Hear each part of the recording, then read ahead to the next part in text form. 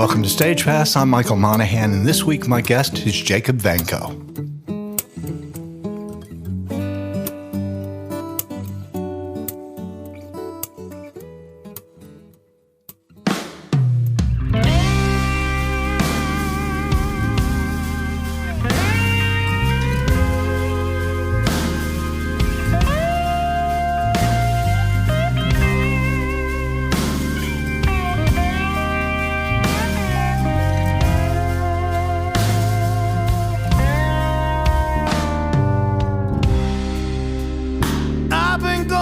Changes, baby.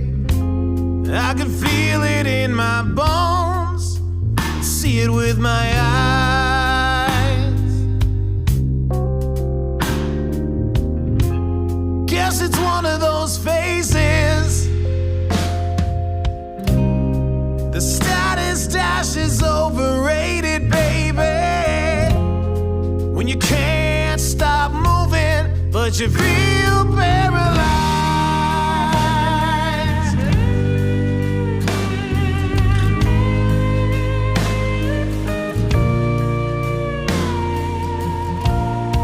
And something's gotta break now. Something's gotta shake out. Something's gotta break now. Something's gotta shake out.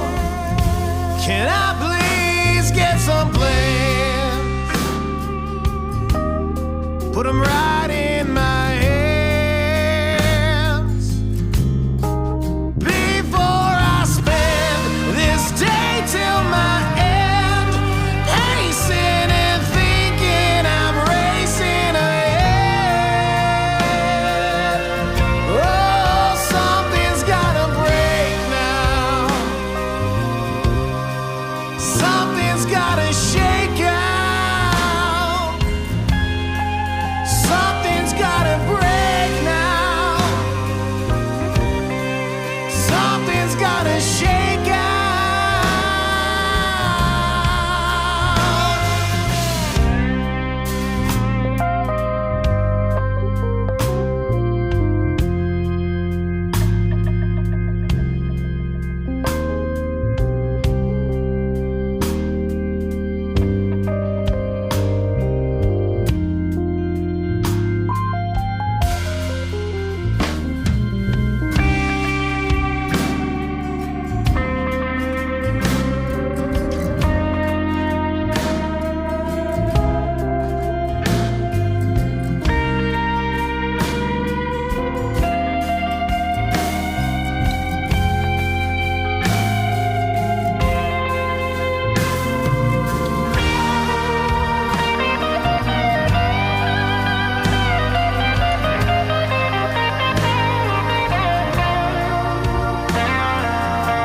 Whoa, something's gotta break now. Something's gotta shake out. Something's gotta break now. Something's gotta shake out. Something's gotta break. Something's gotta break. Something's gotta break now. Something's gotta break. Something's gotta break. Something's gotta shake out. Something's gotta break now. The last time I talked to you, you were headed back to Nashville, I think, to do some more recording. How'd that go? Good. It's always fun going down there and hanging out with my buddies. It's like a different kind of vibe. I normally dread the studio, to be honest with you. I have like really bad imposter syndrome. Like I always kind of feel like a fake, like I'm not really good and stuff. And despite people telling me, "Oh, you're really good," it just never really feels like that for me. Huh. So when I go down to my buddy's house, guy's name is Brett Stewart. His studio is called Wirebird Productions. It's I don't know, it's just really comfortable. It's a really good vibe there, and it doesn't really feel like work. It just kind of feels like I'm hanging out with some friends, like trying to find my songs, Yeah. because I typically go down there with a rough idea, like, like a lot of people do. I'll be in my little home studio here and I'll demo out like a song and I'll get it like probably like 70% kind of arrangement wise and instrumentation wise. And, I'm playing all the stuff and I have like drum software, like Easy Drummer that's just doing like basic drum stuff. And I just get preschool level, grade school level kind of recordings. And then I give that to the producer. And I was like, and just kind of like, here's the vibe I'm trying to capture. And can we make this just with better quality, better players? And then the producer, Brett, will typically get in there and suggest some stuff and or not suggest some stuff. Sometimes he'll be like, great arrangement's great, nice, perfect, tight, let's go, let's run it. And sometimes he'll be like, hey, we could trim this off, or hey, we could extend this, or you should consider adding something here and blah blah blah. So it all depends. Every song's different. Yeah, yeah. Now, when you go there, do you have studio musicians already lined up that you're going to use that you're used to working with? Yeah, he does all that. I play with a lot of wonderful live musicians here when I play live. Hmm. But when I go down there, just because the travel and everything, and I just want to work with guys that work in the studio. Like these guys have recorded hundreds and hundreds and hundreds of songs, and I'm like the weakest link in the room. We're down there working on my project, and it's like I'm the one that needs like help. That's the position I want to be in. Yeah, yeah. That makes sense. That makes sense. And it sure shows on the "Something's Got to Break" single that is your newest one. Was that recorded there as well? That one was recorded partially there Yeah. and partially in my home studio. Oh, okay. Great. Yeah. And actually, to be honest, the drums were recorded in New York City. Huh. The organ and the slide electric guitar and the rhythm electric guitar were recorded in Nashville, and the vocals and the acoustic guitar and the background vocals were recorded in my home studio. So that was one of those ones where it was like completely multi-tracked and it was kind of put together from a bunch of different studios. I would prefer to actually do things in the same room with all the same people playing together. Yeah. That to me usually kind of that's where I get like that kind of hair stand up on my arms and hearing your song come to life, and you start to really like it, love the process that way.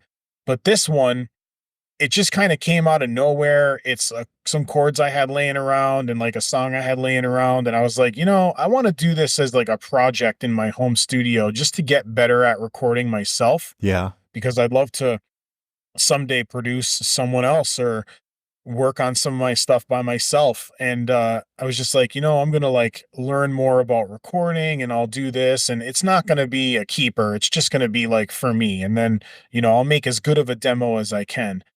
And as I got into it, I sent it to the producer, my friend Brett in Nashville, and he said, a lot of this stuff, man, you actually recorded really well. He's like, we can just get the organ player and the keyboard player on here and get Greg on the slide, and you'll have your kind of vision, which my vision for this one was kind of like a Led Zeppelin Dazed and Confused kind of ripoff, right? Yeah. It's I wanted that, and kind of like a mixed with like there's like some Pink Floydish kind of vibes in there with the really drenched out in reverb slide guitar in the solo section. And Yeah.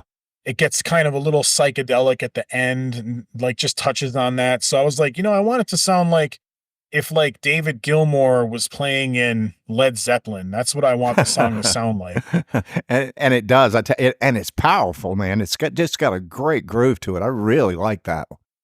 So when you do it that way, so basically you produce that record for the most part, right?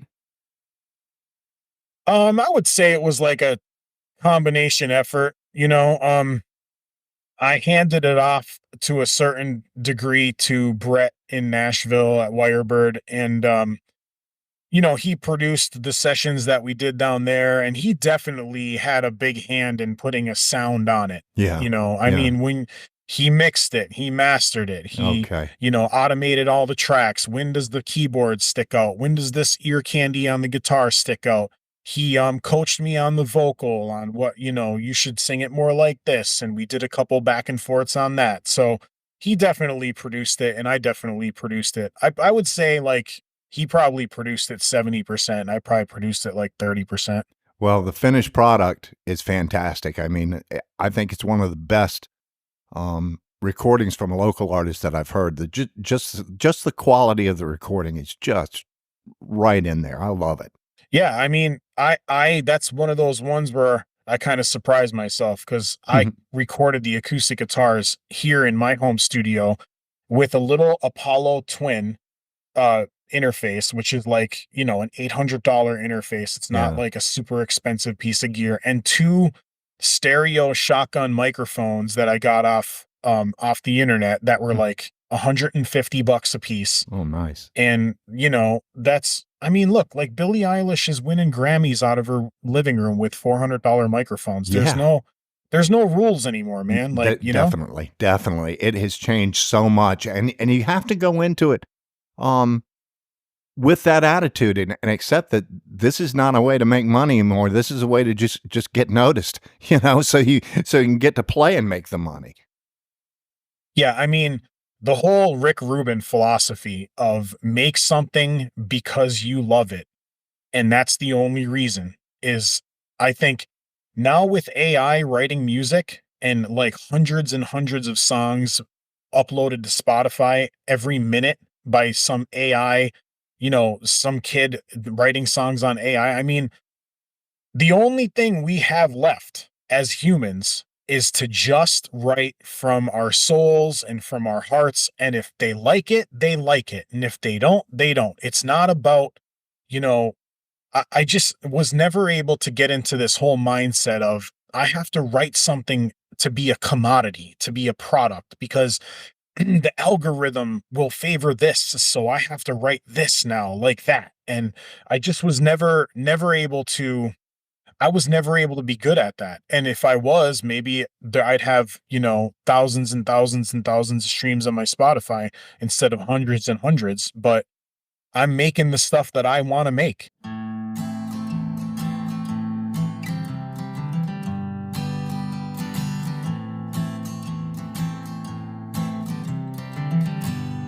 Tell me what it's like to sleep, to wander through echoes of a lifelike dream, thinking you're awake and you see the only virtue.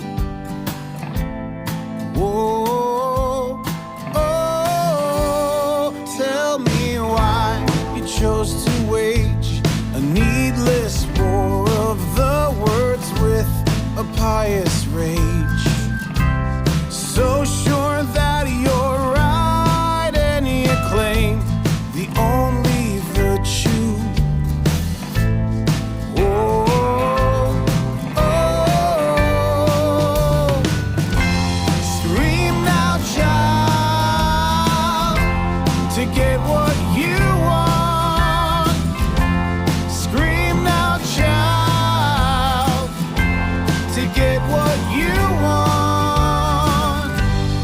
Tell me how you came to find a new dogmatic way to justify a crime, acting as the judge and you cite the only virtue. Whoa, oh, scream now, child, to get what you want. Scream now, child, to get what you want. Forget making the world change and bend. Start with yourself instead.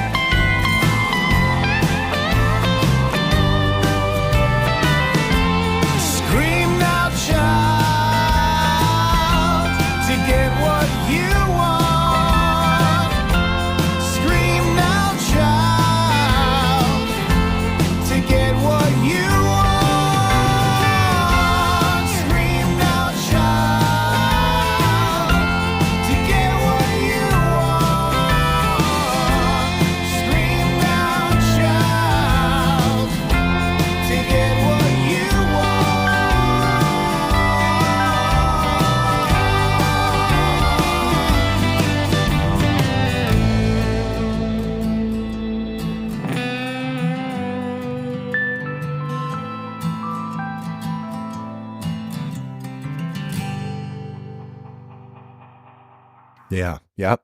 Yep. And that's you're right. That ultimately that's what matters. And the people who find you and follow you, um, I guess the key is cutting through all the noise because there is some good stuff being made and uploaded to things like Spotify and Apple Music. But you're right.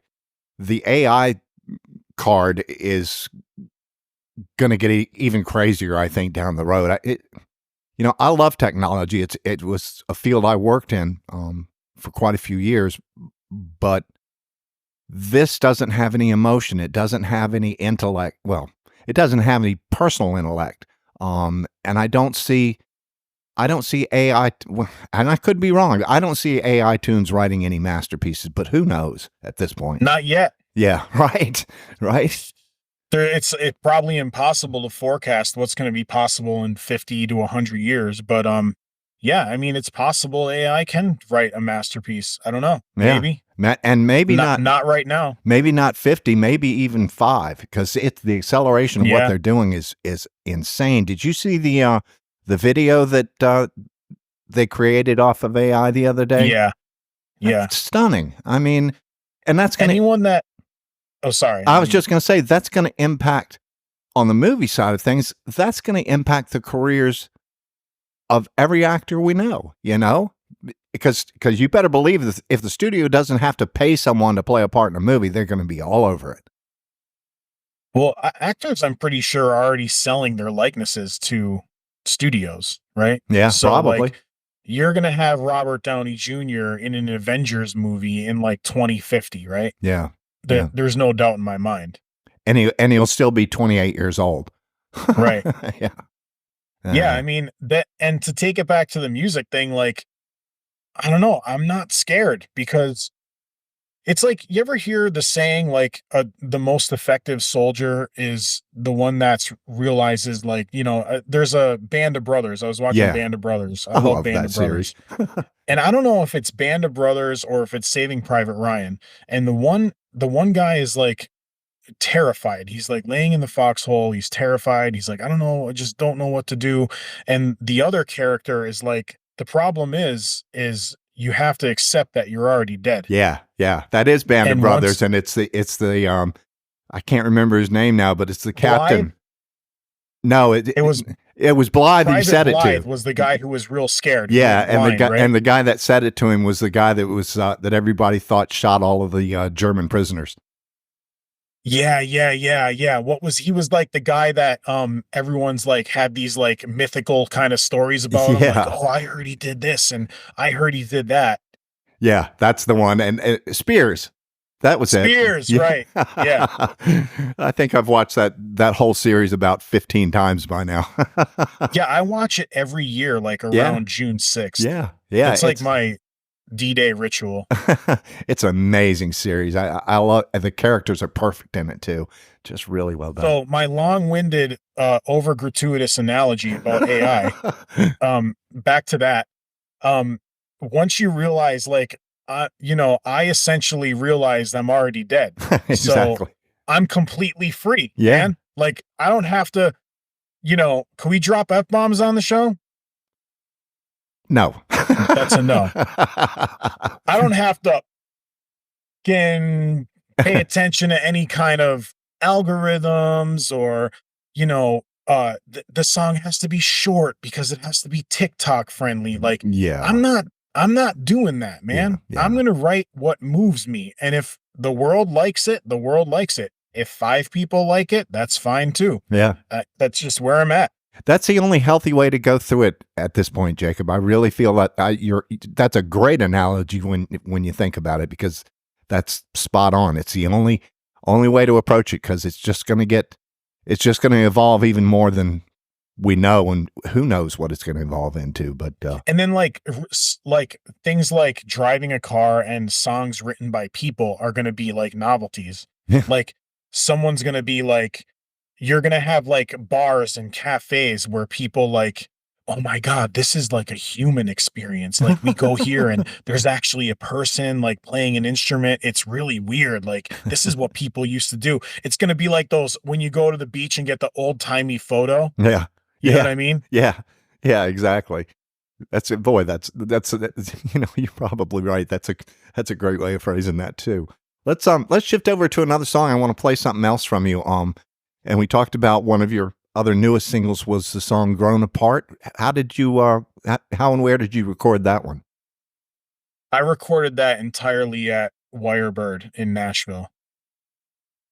We went down there. That song was completely tracked in like 4 hours, which is like, I didn't even know that was possible. So I made a chart, I recorded a demo, I sent it down ahead of time, and Brett, the producer, assembled, a team that I told him what I was going for. And which is basically this song. I want it to sound like an American rock and roll song. I didn't want it to be subgenred into indie pop punk Americana, this, that, and the other thing. I said, I just want to write a rock and roll song, man. That's it, And so he's like, groovy, let's do it. So I sent down the chart, sent down the demo. Again, the demo was like preschool, kind of, poor recordings, a lot of fake instruments, bad electric guitar parts played by me, and gave the demo to competent hands, and those guys just knocked it out of the park. It was one of those things that it seemed almost effortless to do, and that's a testament to Brett and those guys down there at Wirebird. It was turned out better than I could have imagined. It seemed like it was hardly any work at all to get it done, and it was just these guys. The lead guitar player on this song, his name's Greg Carrillo. He wrote this part that he's just like this hooky part, and I'm like thinking like, man, how dare you write something hookier than my hook? Like, you know what I mean? Yeah. And so like, I don't know, it just kind of happened. That one, it was the easiest song that I've ever recorded. Really?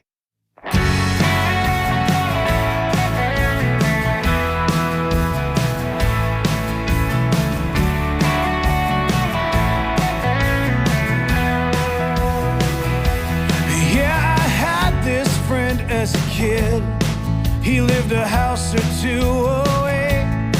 We were the dukes of the podunk town. Together almost every day, we'd pedal through the woods, nailing 2x4s to trees, trying to build a kingdom beyond my dead-end street.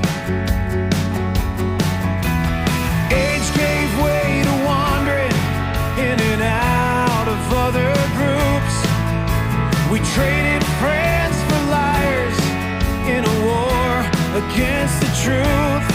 Never thought when we were younger this would be our story's arc. We used to ride together, and now we've grown apart.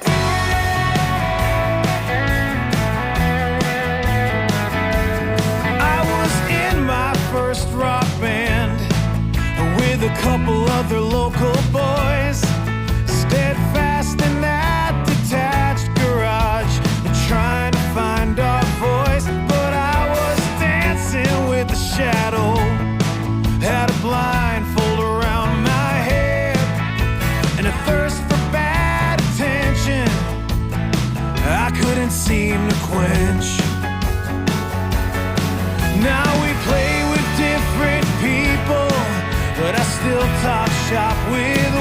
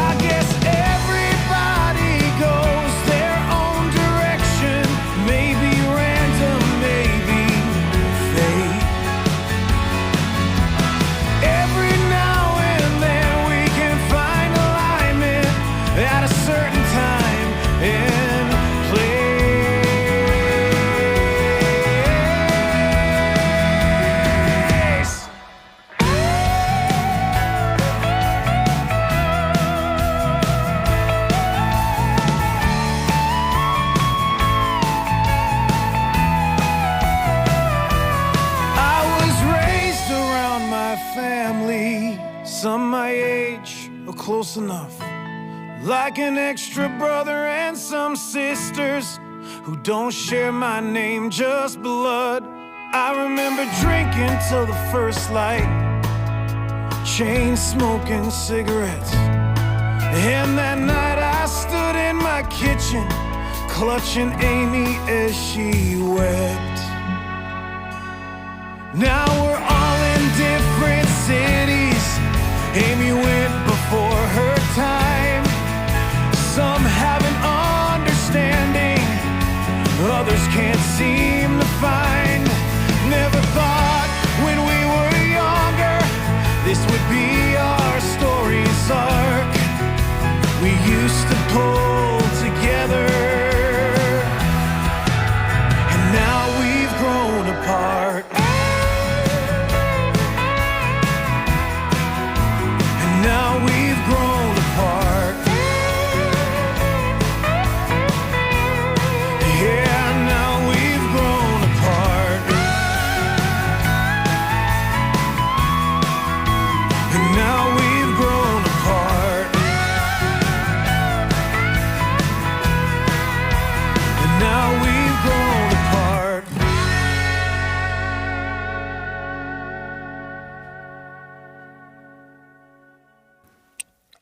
We just had it. We Yeah. started playing it. The people learned the charts. And like within the first couple times playing it, we all mic'd up in the room and we were all playing it together in the studio. And we were just like, yeah, it sounds good. A couple little tweaks, piano player, do less of this here, more of this there, lead guitar player, do less of this here, more of this there, blah, blah, blah. Cut the basic tracks and then went over and overdubbed like lead guitar and vocals. And it was easy, man. Wow, that's incredible. I wouldn't have expected that to be the way that was done, but it sounds great. And I got to ask you, I love your covers. Who does your cover art? So I did the one for Grown Apart. Did you really? Yeah, the photo of the tree. Mm-hmm. Can you see it? Yeah, yeah. On your end? Yeah. I took that photo in Utah. Hmm. And I just kind of put it into Adobe Photoshop and just kind of started putting layers and textures and gradient maps over it. And yeah. That's nice. And then the one under it for Something's Gotta Break, as I see it, is under it on Spotify. Yeah. I made that one too. Did you really? That's a nice one too. And I Yeah. love the cover for The Only Virtue and All the Same from 2019. Those covers they just grab me. I loved them. So getting back to you here locally, Jacob, you if I remember right, when we last talked, which was unfortunately right around the holidays, and I think everybody's life was just going nuts around that time. But if I remember right, you were telling me that you had kind of backed off playing bar gigs and full band gigs, and you were really only doing the full band stuff for special events. Is that pretty much right? Yeah, I would say like for more fulfilling shows, Mm-hmm. I mean, I'm 40 years old now, man. I've played in hundreds of bars with my band, and I've loaded tons of speaker systems and PA systems into tiny restaurants for $100. And I've done all that. And, I don't really have the type of mind to be like a show band type guy, like, Yeah. Like a tribute thing or a show thing. That's not really my thing. So the market in the area right now is really, it's really like favorable to a solo acoustic musician, especially now with you put all the dings and bells and whistles on your pedal board, you could damn near build a symphony orchestra up on stage by yourself. Yeah. But it's like, yeah, I'm going to go out and make the money that I need to make playing solo. Yeah. And that's going to kind of be like one of my jobs. Mm-hmm. And I'm prepared to break even or lose money on the band in order to do exactly what I want to do. Yeah. Because if I'm going to get a bunch of people together, deal with schedules, all that stuff, and rehearse up a band and everything that comes with it, personalities, everything, Mm-hmm. it's going to be to move the ball down the field for my own thing. Yeah. Yeah. That makes perfect sense. And I'll tell you, the first place I ever saw you was a place that I had the insane idea of playing in a 5-piece was Froggy's, and you guys were jammed up there. You sounded great, but that's a tight environment for a full band. Yeah, those gigs were fun, you know? Those gigs were fun, and it seems like the kinda culture here in the area is, like, full out original bands don't always do well. The hybrid thing is where people find most success, where they play 75% covers, 25% originals, and, yeah, I did that for a while, but I just decided, like, I wanna present my songs in the kind of environment that I wanna be in, like, preferably quieter rooms, you know? Because my songs are more, like, narrative and, like, lyric driven, and, you know, it's not like a lot of, like, Chris Stapleton songs. He has a lot of great lyric songs too, but he also has just, like, rockers where it could be background music and everyone could be, like, jamming out, you know, like Parachute or one of his earlier kinda rock and roll kinda cuts. But, yeah, I don't know, I just feel like I would love to go in the direction of more of, like, a quiet thing where people are listening to the songs. I just watched a concert on YouTube last night by City in Color, who's a Dallas Green, who's a great songwriter. And I was just like, man, like he was playing this quiet room, small audience, and you could hear a pin drop in there. The band was super dynamic and locked in. And it's like, that's what I want to do. How do I do that?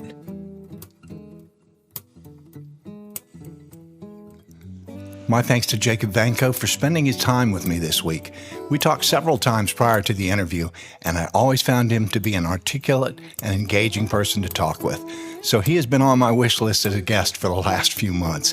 It was definitely worth the wait. You can find Jacob's music, including the songs we played tonight, on Spotify and Apple Music. Stagepass has been brought to you this week by the author Karen Jones. Her newest book, The Summer of Grace, has been getting rave reviews, and you can find it in bookshops and with online sellers everywhere. Thanks for joining me this week, and please take a moment to like and follow us on Facebook at facebook.com/stagepass.whrv. I'll see you all next week for another episode of Stagepass.